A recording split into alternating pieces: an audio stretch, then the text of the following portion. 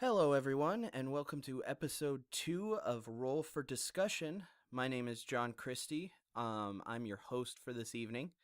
And with me today, I have a guest, a close friend from the current Aw. campaign we're going through, Spark. Hi. Hello, folks. Hi, Spark. I am, How are you doing today? I'm good. I'm good. I just got off Nice. work, and so I'm looking to relax, and this is a great way to relax, is chatting with awesome people. It is a great way to have fun. The first episode, just a reference to anyone who's listening, apparently like a lot of my friends have listened to it and they loved it, so I'm gonna keep going with this as long as I can. Oh, good. Yeah, it was great. But Spark plays a character named Velan in our current campaign. Velan is the party's cleric, so their main source of healing, and if they die, bringing you back from the dead. That's the um plan, hopefully. yeah, exactly. You gotta do what you gotta do. Mm-hmm. um but I had a couple of questions. Since this is your first D&D campaign, yeah?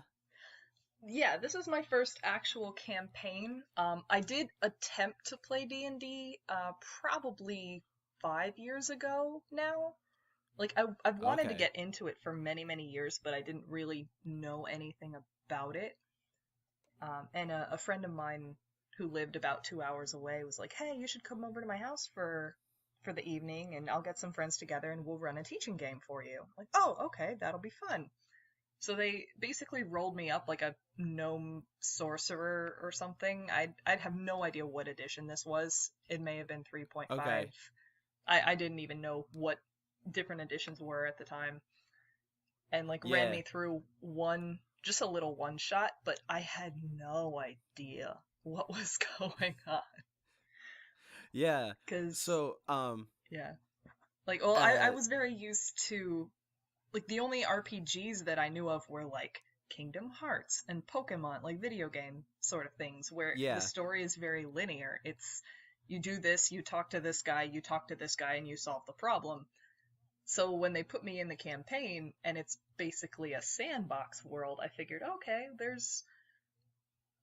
here's the problem. You find the right NPC, they'll probably have like two dialogue options, and you pick the right one and you figure out what's going on. And that's not how D&D works. And I didn't No, understand that. So that no game D&D didn't really go NPCs. well. No, D&D NPCs are much more complicated Hmm. than standard video game NPCs. Oh my goodness. I have so many stories about NPCs who surprise players. I need to take a drink of water really quick. But yeah, I understand that a whole lot better now. Good. Um, so what made you roll up Velan? Like, what inspired you to go with cleric versus like a fighter or a monk or something else? Well, before this campaign even started, uh, I had I wanted to get into D&D after watching Dice Camera Action, which I believe Anthony mentioned on the previous episode that you guys did. Yep. So I A got the sponsored show from Dungeons and Dragons. yes. This is So not one I of those sponsored shows. not yet. Maybe one day. Hopefully. So I had the player's handbook, and I had a whole bunch of characters from stories that I had started writing as novels when I was in college.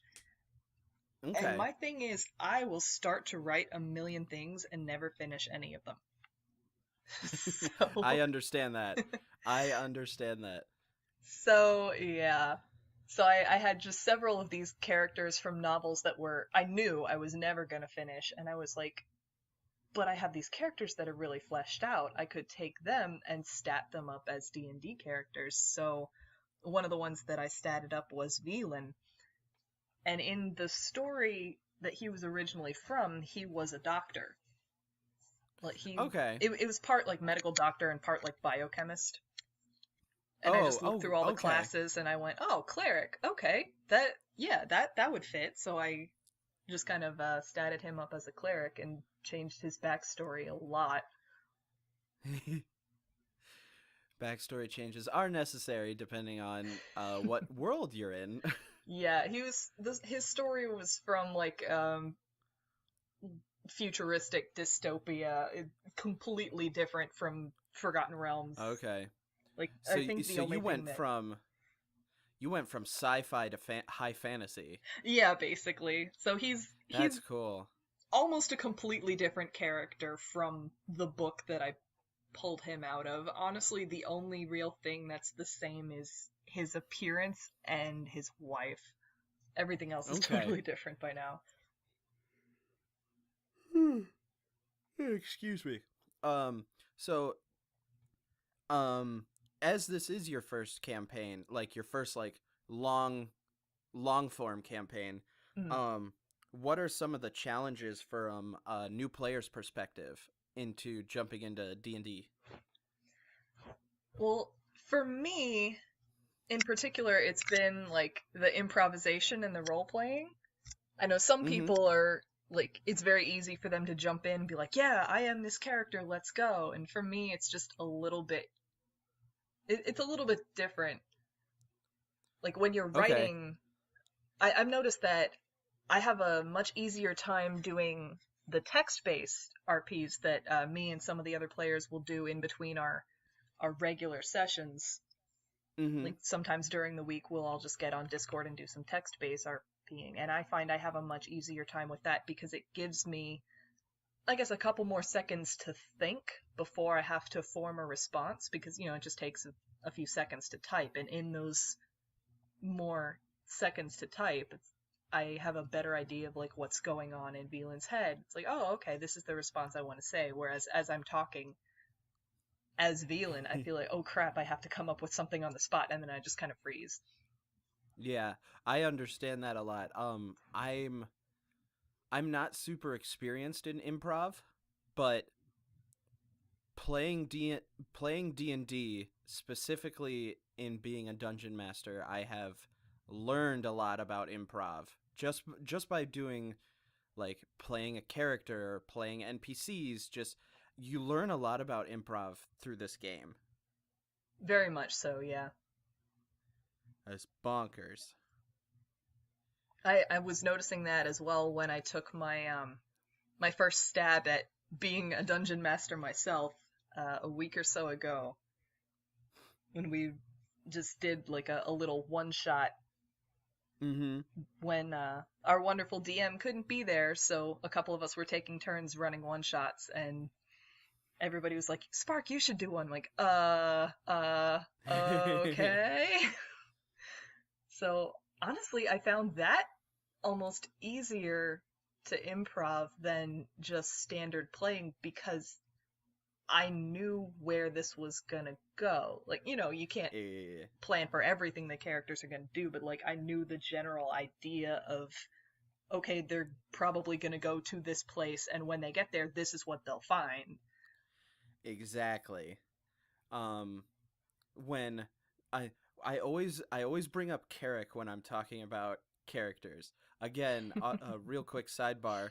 Um, Carrick is played by Traquel, and he so far has kind of like led the story into its current position, and he decided to go to Neverwinter, and then Yes. I had 2 weeks off because I had to go. I couldn't get the time off for work, and I just planned and planned and planned and planned and planned, and the and just 2 days ago, you guys got to see what all of that planning wound up being for, and I traumatized a lot of you. Yeah, that was a thing that happened. Oh man, I I knew initially like the plan was to either take on the abolithic sovereignty, which I don't think you guys are ready for, or take on the cult of Mm. Asmodeus, which is a little less difficult, but still really fucking scary.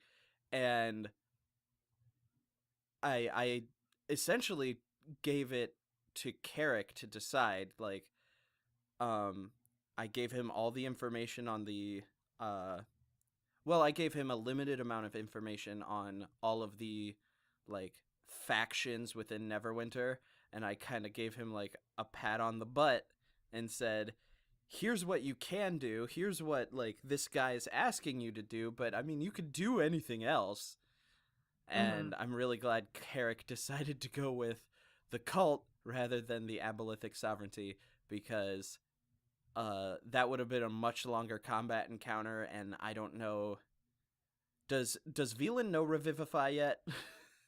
Yeah, we didn't even really finish up. I mean, we finished up the main combat, but then we just kind of like ran out of the encounter, and like that's where we ended off for the night. With a corpse Has in a burrito? Yeah, with a corpse burrito.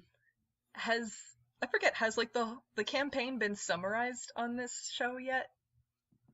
um, I Like just have a not summarized the campaign, uh, except in like little lore drops. So, I'll do my best to summarize it, but a lot has happened. Yeah. So six adventurers were contacted by an organization called the Shadow Council, which in the previous episode I mentioned was a um excuse me was a creation of another D&D show called Acquisitions Incorporated: The C Team, where that allows like the viewers of the show to make decisions in the game. And I've turned that into an actual organization in the world of D&D, and I've used a lot of Twitter users have created like Shadow Council proxies. So like their character who is a member of the Shadow Council who lives in Faerun. And all of the adventurers received a letter from the Shadow Council asking them to report to the Waterdeep headquarters. And then just like madness ensued. They met the Waffle Crew. They met Strix, Dieth, Evelyn, and Paulton, and they each received a blessing from one of those characters in the form of a magical item. I think that And was kind of like a fangirl fanboy moment for a lot of us. We were like, oh my god, I'm meeting Colton. Oh my god, I'm meeting Dieth. yeah, I did that specifically because um we're all seven of us in the campaign are big fans of dice camera action. So one of the factors I wanted to include was that they would get to meet the Waffle Crew on some level. And the campaign in its current form is about 20 years ahead of the DCA timeline. So like Strix and Dieth are married, and Evelyn and Paulton are married, and they have kids, and Dieth is like a hardcore like rogue now, to the point where he could do some stuff that you wouldn't even believe, and Strix can like change rules of reality, and I just kind of buffed him up just to show that time has passed. And they got an assignment from the Shadow Council, which was to oh no, you guys did the waffle maze first, which was a like gauntlet designed by the members of the Waffle Crew, Yeah. specifically to test like each of your like core abilities. Like there was a combat encounter that was kind of focused um more on like seeing how well you guys could coordinate together. Yeah, we um we ran straight into that combat encounter. it was great. They got to fight Aaron and Dan from the adventuring party Starbomb. um That was pretty rad actually. I will say, I will say, I thought about putting Ninja Brian in, but I decided against it because in and this is a little bit of a spoiler for you guys, but it's for a fun reason. Ninja Brian is like an extra planar assassin. Ooh. Like he can travel through the planes and uh takes care of people for money. But it's it's going to be super fun to eventually see him in the campaign, because you guys aren't going to be chased by him, and he's not going to be trying to like put a mark on any of you, but you'll probably work together in some way, shape, or form, and I'm excited to see where that goes. But after they finished the Waffle Maze, they were presented with membership to the Shadow Council, and they were given their first official assignment, which was to go take care of a Medusa in Nangalore, which is in Chult.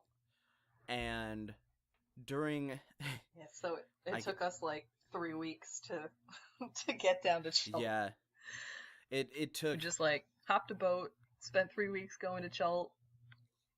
You met Jurian Frail almost every second that we were there. Yep. Oh man, Chult was, and you got to see the memorials to Schmalk Schmogan and Schman Schwina. Oh, thank you. I almost forgot about that. Yeah.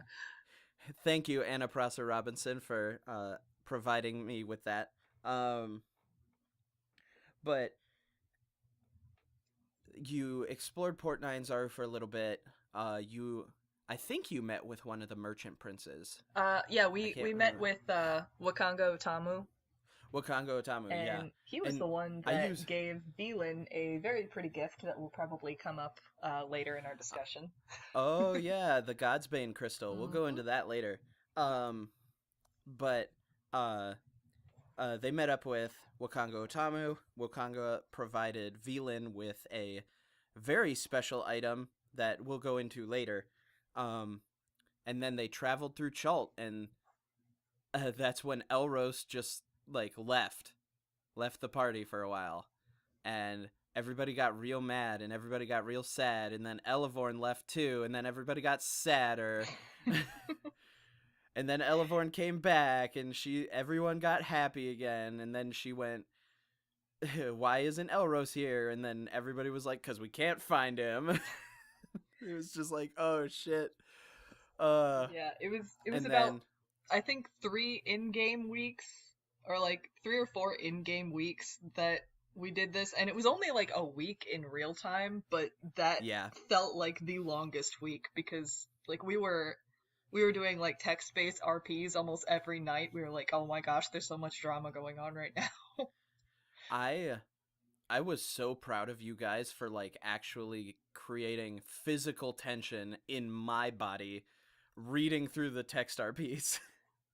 I was so uncomfortable reading through some of them, because I knew Elros was going to come back. I knew he was going to be injured. I knew he was going to come back with Astro. I knew he was going to come back with a map of Nangalore.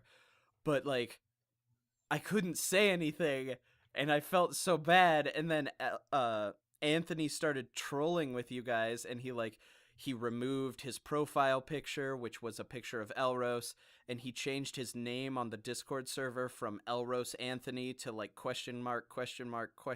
Anthony. He was just like throwing out little hints whenever we were discussing things. It's like, oh yeah, Elros is off dying somewhere. Yeah. And it was we're like, please don't. And he was doing this? Updating journal entries. And it was just oh my god, very vague things like, entries. Well, my face is all hecked up now. Guess this is what I look like. And we're like, what happened to your face? He was, if I remember right, he ended up fighting a Sioux monster, which is like a monkey that drinks blood.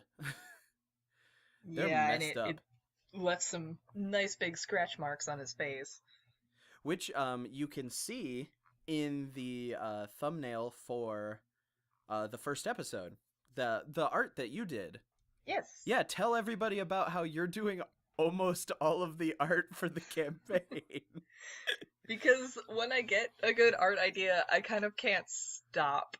It's pretty bad. Like, I'll be like, oh, I just want to sketch this out. This is a cute little scene. And then I'll do the sketch, and I'm like, but it's not good enough. Yeah. Let me clean up the line work, and I'll do the line work. I'm like, well, I'm here. I might as well color it. I'm like, give it some colors. Like, well, it needs some shading. And I'll add like shading and lighting effects. And then before, like 25 hours later, you have a finished piece of art. Gorgeous piece of art. God, some of them are so incredible. Like my favorite currently, my favorite currently, like feels wise, and then I'll go into the one I like the most funny wise in a second. But my favorite feels wise is actually the campfire scene between Elevorn and Elros. Yeah, that was cute. That It's was really it's cute in really well game. done. The colors you used, I like that, like, as the campaign has progressed, you have essentially, at least in my mind, I don't know about the rest of the players, you have essentially created like the canon visual representation of these characters to me. So like Aw. whenever I'm like Elros and Yay. Elevorn are talking, I picture like the way you draw them talking to one another. But Aw. yeah. Yeah, I try But to my take favorite. the images that everybody like a lot of people have done fan art of their own characters or of other people's characters, or like they've made up a model of their character in Hero Forge or something like that. So I'll try to take those as much canon as they can be and kind of like work it into whatever design I have and just try and make it look like what they have in their head. That's my goal. Yeah. Like that picture with the campfire is the first instance of Elros's shoulder armor, actually, because I originally was just drawing Elros in more or less tights, just like a skin tight leotard with some patterns on it, which was Mhm. how he was kind of conceived originally by Anthony. And then Anthony was like messing around on the internet and sends this picture of this cool shoulder armor, and he's like, "Oh, this is what Elros should be wearing." So when I drew the campfire scene, I put the shoulder armor on Elros, and like they've just been kind of evolving as everybody goes, "Oh, my character has a cape," or "Oh, this is what my character is wearing," or "This is what their face looks like." So Mhm. I'll do my best to incorporate that into the pictures I do. Yeah, it turns out so awesome. My favorite funny picture though that you've done is the Sogar dab emote that we use. So That was so great. Spark has also done a bunch of custom emotes for us on the Discord server, and like we have a Nat 20, we have a Nat 1, They're all we like have like inside jokes. Sogar dabbing, we have Surprise Princess, which is about Elevorn, That and one I'll get has more into gotten Elevorn. That it, one has the gotten a lot surprise of traction. princess emoji has gotten way more use than I ever expected it would. I thought it would just like it was only applicable for like one or two jokes and then we would never use it again, but it keeps coming up and it's it's kind of funny. It's being used in really clever ways too. That's why I love it. Um, and then we have like feels per hour, which is like a miles per hour readout. That's great, and that we use all the time whenever something horrible happens to one of the characters. Like too many feels per hour, slow down. We use them a lot No, when but we're talking seriously about though, I Carrick. live for all of this like drama and angst that's going on. Like that's my Oh my lifeblood god. right now. That's what feeds me. I don't worry, you're gonna get plenty more. I don't doubt it. I don't doubt it. But we got off topic. Um, but they went to Nangalore and then they found the Medusa, and in one of the most like Deus Ex Machina moments of me being a DM, but it was such a cool idea I had to take it, was um I think it was Chloe, I think it was High Noon who mentioned, well, what if we try and bring her husband back to life? And I liked that idea so much that I gave you guys like a scroll of ancient undead, so you could bring, so you can bring this like mad Medusa's husband back, and she could like start to heal. It was just a really cool moment in the campaign. I kept meaning to ask. Well, first off, uh was that situation like from one of the books, like from Tomb of Annihilation or something, or did you just made it up? Because I Oh, don't really want to like spoil it, I guess, for the listeners if they haven't played Tomb of Annihilation. hey, if you are currently playing in my Tomb of Annihilation campaign, skip ahead a couple seconds here. Um, uh, because I'm running another campaign where they're going through Oh, the Tomb of Annihilation, but I'm not too worried about spoilers because by the time they listen to this and the time they get to Nangalore, they'll have forgotten. Okay. Well, I was just gonna ask, like, what were you planning for us to do in that situation? But Yeah. if that's gonna spoil your other game, then you don't have to answer Not that. That's really. fine. The plan was you would either negotiate and get her to stop attacking New Omu, which I homebrewed New Omu. Like, this is 20 years in the future, and Omu has been reestablished as kind of a. It's still a growing city, but it's a new city in Chult where Omu used to be, and this Medusa was attacking it in like fits of rage because whenever she was off her drugs, she couldn't remember her husband's face or her lover's face. I can't remember off the top of my head. Hmm. And she would go mad and she'd go just like attack people trying to find like a visual representation of him. And so you were either going to have to like keep her calm and keep her from it, like essentially go pick enough of the flowers that you could make her a supply of the drug that would last essentially forever, um or you were going to have to kill her. And Mm. then Noon came up with the idea of bringing back her lover or husband or whatever he was, and I liked that idea so much. I like put a scroll of raise ancient undead into one of your packs. I think it was Noon's, but I can't remember off the top of my head. I feel like it But it was was. super cool. Yeah, Oh, it was just kind of a Carrick joke, is like, all telling right, us. guys, like, new plan, we gotta raise this guy's husband. And we're all like, ha Yeah. ha ha, that's silly, and you're like, ha ha ha, actually. That's a really cool idea. Let's do it. Carrick just let me know that we need to mention the consensual blood emote. Oh yeah, how did that?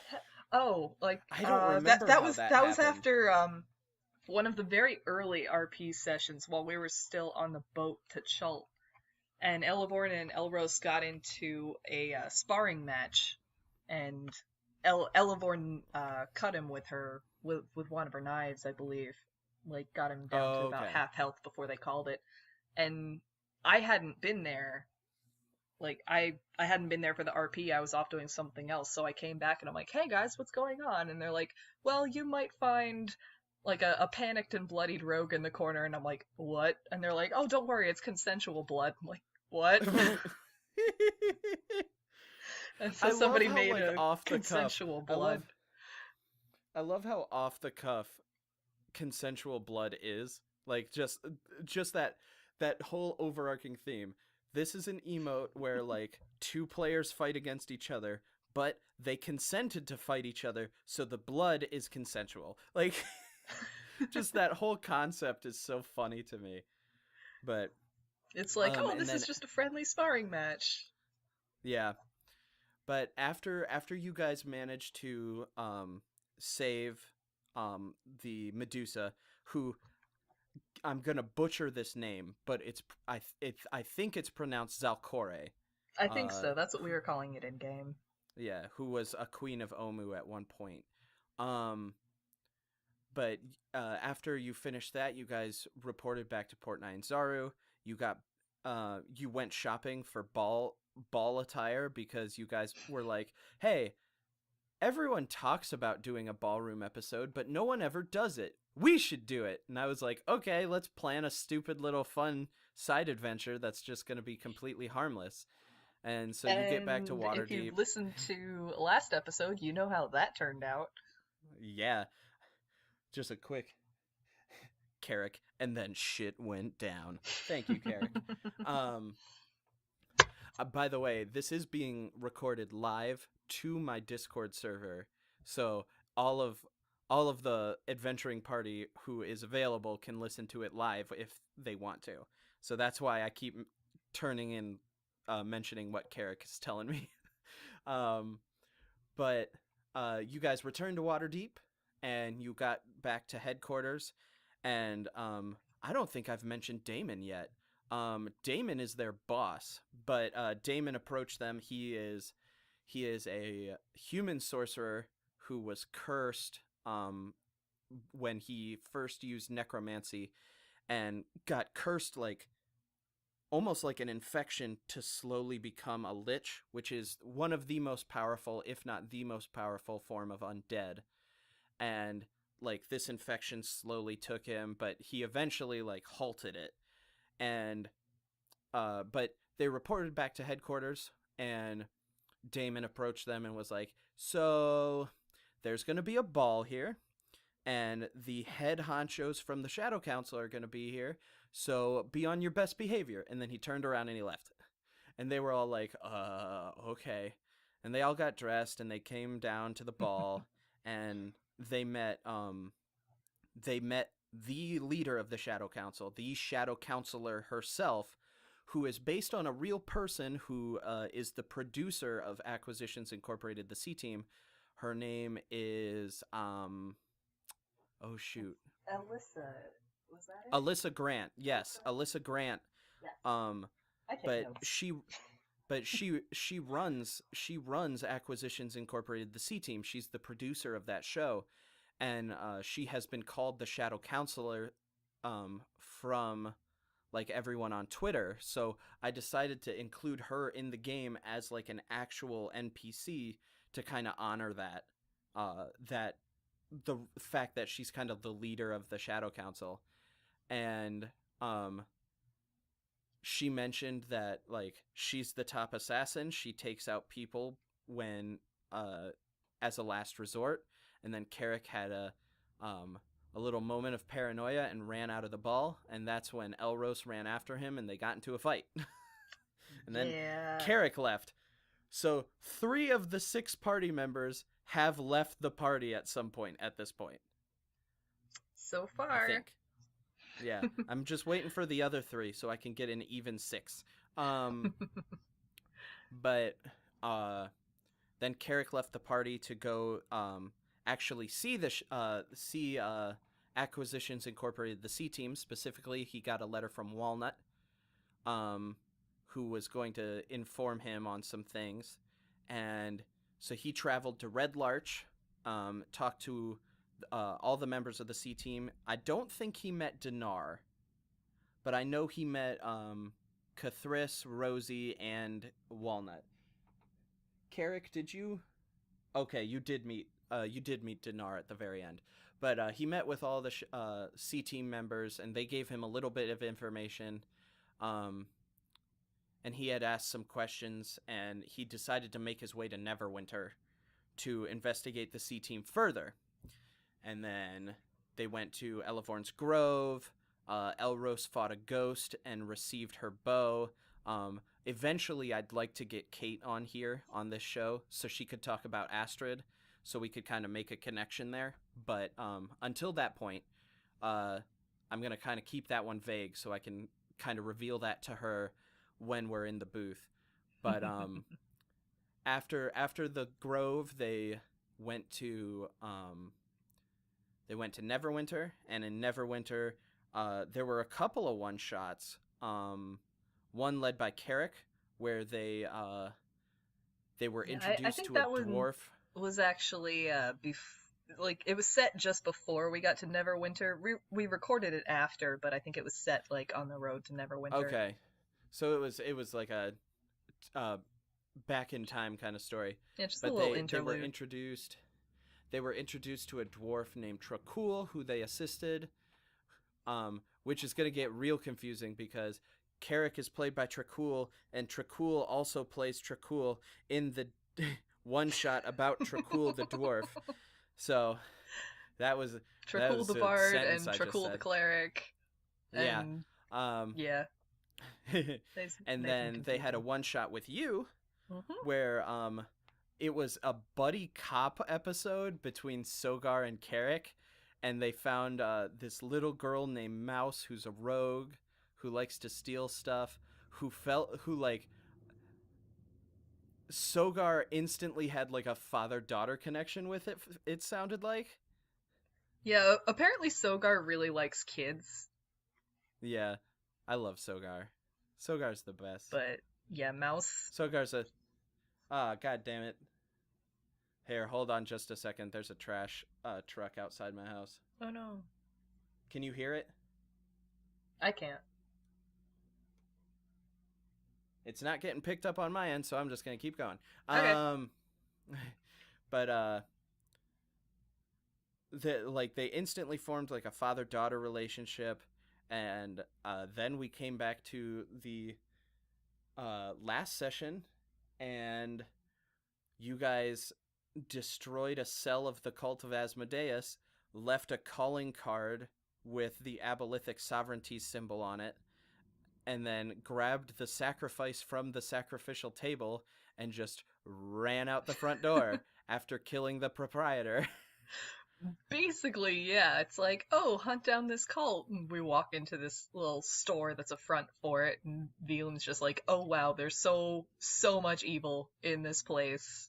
Like, I think feeling physically I sick, described so you much actually evil. getting sick. Yeah. Mm-hmm. Like you barfed at one point. And we like open the door, and it's basically like a scene out of Saw. Like they've got a guy on Yeah. a table. It's a whole bunch of people Or in robes, and like I they've was got I him was cut open and gutted, and we're like, oh, this is what we're doing. Oh God, no, this has to stop. everyone freaked out, and I was so proud because that was what I was going for. But I'm pretty sure I just said like nope like 14 times in a row. It's like nope, I nope, remember no. I remember hearing that for sure. And Carrick sent down the rogue who has PTSD about being sent in alone to disable traps. But like none of the rest of the party knows this. Elros might. I'm not actually Elros, sure if she ever told Elros that. I don't know if she ever told Elros that she was like the guinea pig of the past party, but I know she has told him about her past party because I was Yeah, looking I would over have to my go notes. reread the text RPs that we've put into a giant Word document.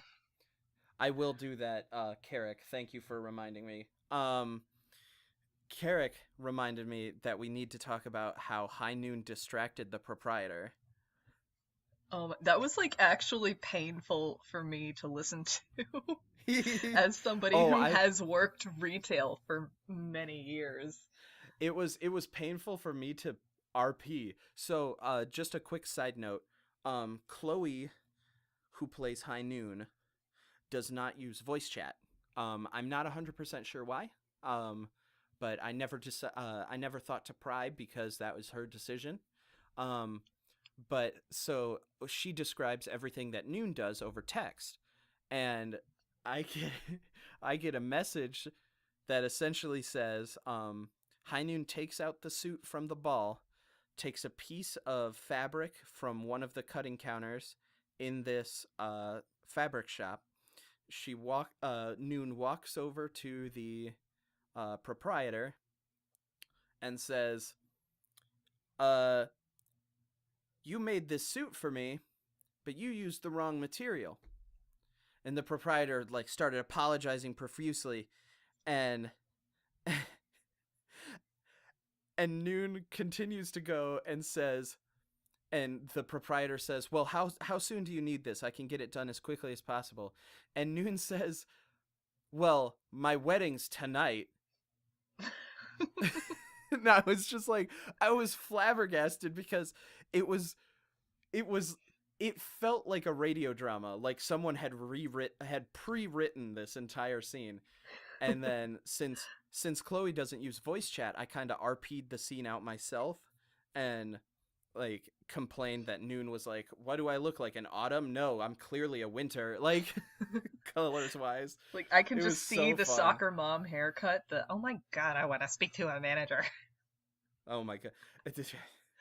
As soon as I think Carrick was the one who was like, walk up and say, I want to speak to a manager, I like physically tensed up just hearing those words. I just got it's so gross. But that's where we're currently at in the campaign. You defeated the cult, the cell, and you managed to like stabilize the corpse, or no, because he was dead. He was you was managed dead, to like but freeze him in time. we managed to at least get gentle repose on him, which stops the I guess the rotting process. Like It's like the whole like yeah. 7-second brain death situation. Like Yeah, you something like stop that. that countdown, Hmm. but and then you wrapped him in a corpse burrito, and you took him out the front door after killing the proprietor of the shop. Well, I mean, to be fair, he And threw a Noon dagger was at us like, first. yeah, and Chloe was like, "You guys, who is calling me? This is not a good time, sir." And Chloe said something along the lines of, "You guys owe me a new suit."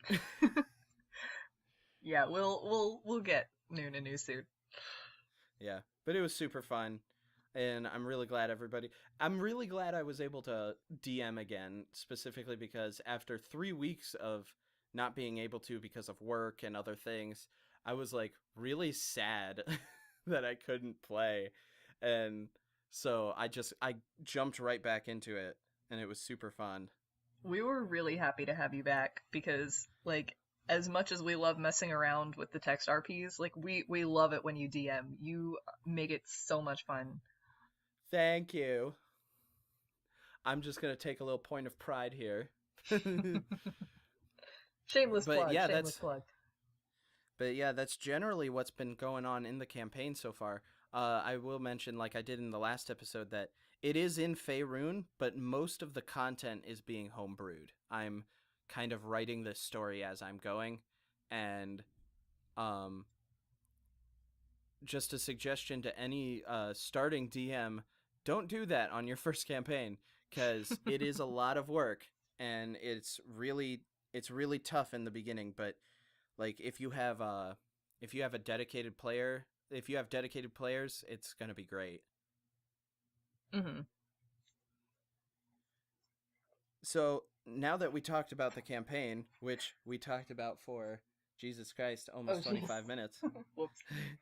That's okay. That was fun. Tell me where Velan started and where he is now, like character growth wise. Sorry, you cut out. Can you repeat that? Oh yeah. I just wanted to ask, character wise, where did Velan start growth wise, and where is he now, in your opinion? Um, I guess he started as not entirely a blank slate, but like I said, like this was my first character, like my first character actually knowing what I was doing. Mm-hmm. And I wasn't entirely sure where he was gonna go. Like I had a general backstory for him. Okay. But that was kind of about it. Like when I first rolled up the character of a cleric, and as his original concept had been, oh, a doctor, I figured, okay, I gotta figure out which god he's attached to. And I went Mm-hmm. flipping through the player's handbook, and Pelor was the only god that was specifically like a god of healing. And Mm-hmm. that was one of the things that I latched on to first. It was just like, okay, doctor healing. There are a lot of other, good gods and lawful good gods and, Yeah. sun and growth and whatever else, but I just was like, oh, okay, I'll go with this guy. And apparently he's a Greyhawk god and not a Forgotten Realms god, and I didn't realize there was a difference, but that's That's okay. no problem, really. We just kind of like hand wave that around. Yeah. Um, Um. so Yeah. I wanted him originally to just kind of be, a generally nice person, I guess. Like, Yeah. he serves the god of healing, so he's probably not a super pacifist, but like he doesn't really want to cause harm. Mm-hmm. And then by now, like I've done, I guess, more research. Like I actually went and looked up, like that was one thing that I did do because I over prepare freaking everything. Is I I went understand that on the too. internet and looked up basically everything I could find about Pelor or Mm-hmm. Pelor, however you want to pronounce it. And I don't know how it's pronounced, honestly. yeah, either way. And I kind of read all about that. There's like a bunch of different wiki pages. Some of it Mm-hmm. make like doesn't match the rest, but like most of it is kind of in one vein, and I kind of synthesized that to get I guess more of a feeling of what Veland's outlook on life is. Okay. So I have a much more detailed look, I guess, at his personal philosophy, and like the religion aspect itself was not tricky, but like I didn't want to make it fantasy Christianity because I feel like that's really overdone. Like whenever there's a single male god, people are just like, oh, everyone just assumes like there's a church and there's pews and there's an altar, and it's basically just Christianity, like with the names changed around. And I really did not want to do that. So yeah, I did a lot of looking into it, and like I came up with a prayer that Veland says in the mornings based on some of the lines that I found when I was doing research on Pelor, because apparently one of the bits of the wiki page says something along the lines of prayers to Pelor are generally in the form of I statements, like I am merciful, I am just, things like that. So I went really way cool. too deep down the rabbit hole and was like, well, if you think about it, a lot of the prayers of I'm just going to use Christianity as an example because that's what I'm most familiar with. Okay. A lot of the prayers in Christianity are like asking for things. There's like the Hail Mary is like asking for intervention from Mary. The Our Father is, give us this day our daily bread, things like that. And I went and looked at if the main prayer is I can, I am, then that kind of gives a different feel for this religion. So it's not focused so much on like asking for help, asking for my God to do things for me. It's like, what can I do? How can I make the world a better place?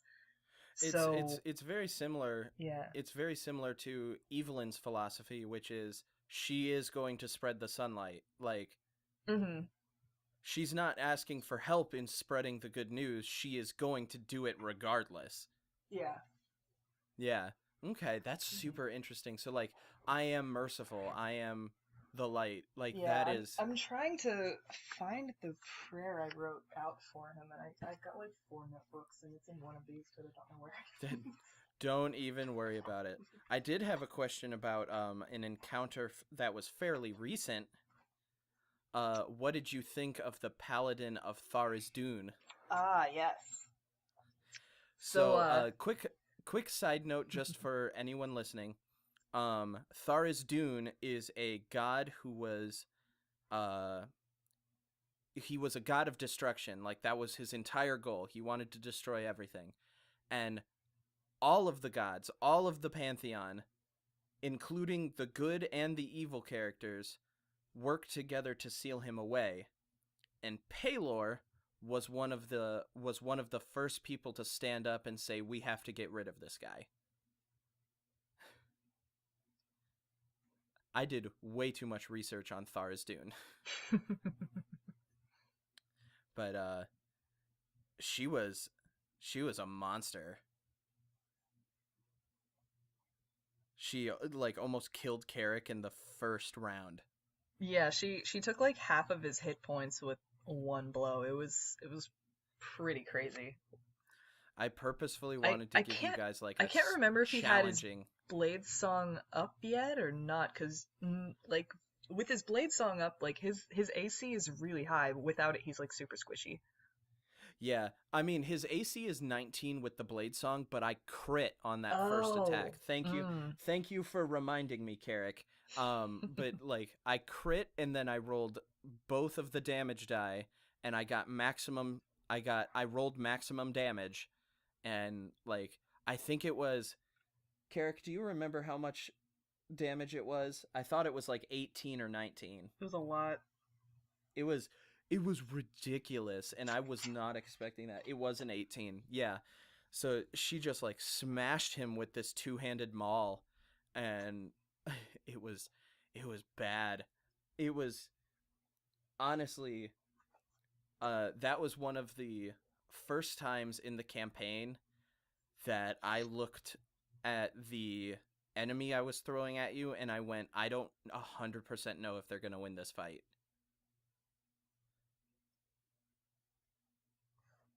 Well, for one thing, we had a literal god on our side, so that was Yep. pretty When kicking.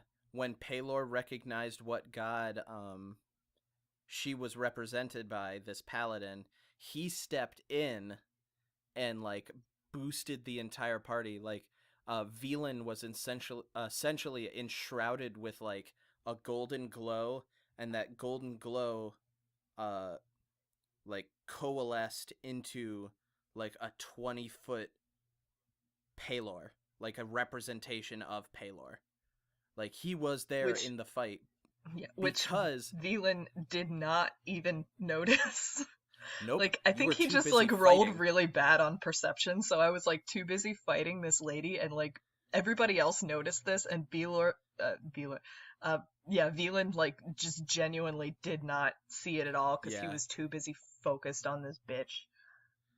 Thar Can I say that? I What's yeah, you what's could say that. the I don't family care. rating on this? Okay. The family rating is don't curse a ton, but if you Okay. curse, I'm not going to edit it out. Okay, that's fair. But like Thariz Dune is essentially like all of the images I've found of him are like a Balrog from Lord of the Rings. He's just a he's just a monster, and I can't wait to see, cuz he Nasira, who was the paladin of Thariz Dune, did drop a little hint at the end of the fight that he has representatives everywhere, and one of Hmm. them specifically is in the Underdark. Like she mentioned one in the Underdark, so Yeah, and I she just said, I what can't wait to did she say see. to me? She said something along the lines of, yeah, Velan asked her, where did you come from? And she says, your version of hell. Yeah. Like, oh, okay. That's what we're doing now. All right. Yeah. Nasira didn't mess around, especially like as soon as she saw that you had a symbol of Paylor, you were her target. It was mutual. Yeah. It that was such a cool combat encounter, and I'm so glad all of the stuff about Paylor like appearing behind Velan, that was all ad-libbed. I added that in just for fun, just because I wanted to see you guys like fight Oh, on the side wow. of a god. Yeah, it was super neat. I'm glad it turned out so well. It was very cinematic. It was like her and Velan facing off with like this spectral version of Paler behind Velan, and then this spectral version of like Tharzadon or whatever his name is, Thariz Dune. Tharizdun, behind her, and like all the rest of the party is watching this. And if I had so much more time on my hands, I would draw that, but I genuinely don't have time, and it makes me sad. Oh my gosh, I've sent you a picture of Thariz Dune. I don't think anyone has time to draw that. He's literally like he looks like a Balrog. He is Yeah, I noticed like that. Like that was my 90% first thought when I fire. saw that picture. It's like that looks like the Balrog from the Mines of Moria. He's like he's like 20% fire, 40% smoke, and the rest is like claws. Mm-hmm. He's just not a happy camper looking guy. Nope. Oh man. In in the campaign where I'm a player, my warlock is actually his patron is Thariz Dune, and um I'm sure that's my fun. DM, yeah, well, it's super interesting because he's not an evil character, but he has to do evil things. So he's very, and he essentially made the pact to get more knowledge, and the only way he gets that knowledge is by doing what Thariz Dune asks him to do. So like he killed an entire room full of lizard people because he was told to. Mm. Yeah, Mm-hmm. like he doesn't mess around. He knows like his flaw is um knowledge is worth like an entire nation's worth of lives or something like that. Oh wow. Like I made him cuckoo for Cocoa Puffs, but he's a super fun character. Um, but do you and in the classic sense of this podcast, we only have 5 minutes. Oh my goodness. Oh, jeez. Do you have any questions for me? Not off the top of my head, not really. Nah. Okay. I Um, just thought I'd ask. yeah. I mean, I could keep talking for like hours probably. Maybe we I can could too, but I do want to do try and part keep two. this to about an hour, just Mhm. so I I don't drive our friends on the Discord mad.